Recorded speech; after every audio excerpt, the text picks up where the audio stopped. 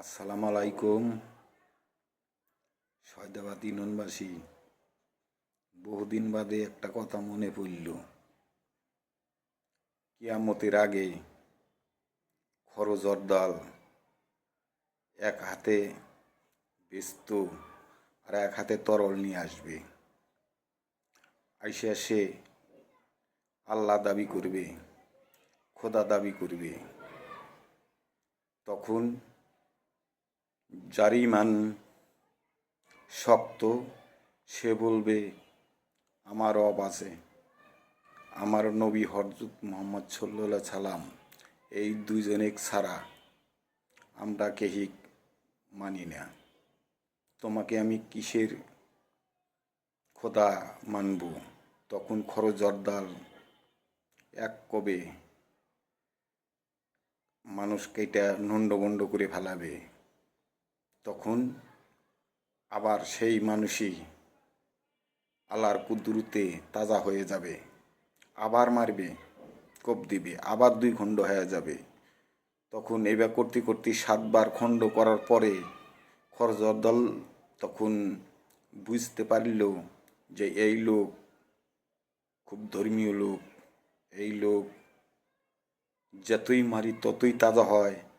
তখন আমার হেনে সময় দেরি করা যাবে না, অন্য জায়গায় যাই।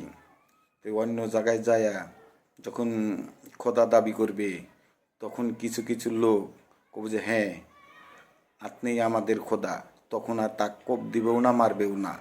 তাই সয়দাবাদ ইউনিয়ন আওয়ামী লীগে একটি কথা বলি, এই খরজরদাল চাঁদাবাজি চুরি ডাকাতি লুটপাট করিতেছে যারা, তাদের ভয়ে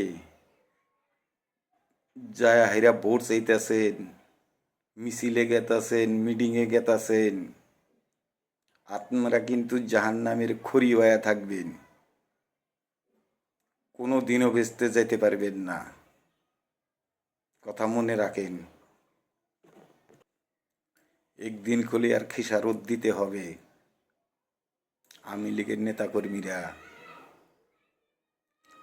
আজ 16 বছর ধরে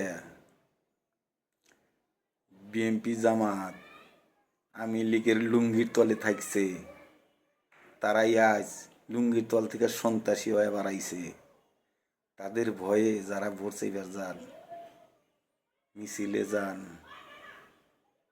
একদিন হ্যার হিসাব কঠিনভাবে করে আপনি করে দিতে হবে।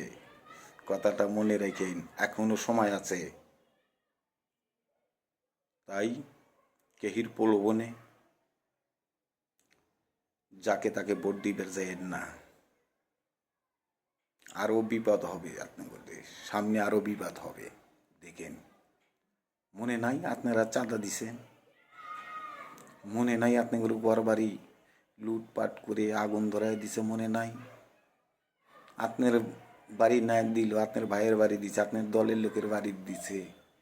সয়দাবাদ ইউনিয়নে 130টি বাড়ি জ্বালাও পোড়াও লুটপাট করে নিয়ে গেছে। এ কারা? এদেরকে বর্জন করুন। এদের ভোট দেওয়া যাবে না, যাবে না। সবাই সতর্ক থাকুন, ভোট দিতে যাবেন না।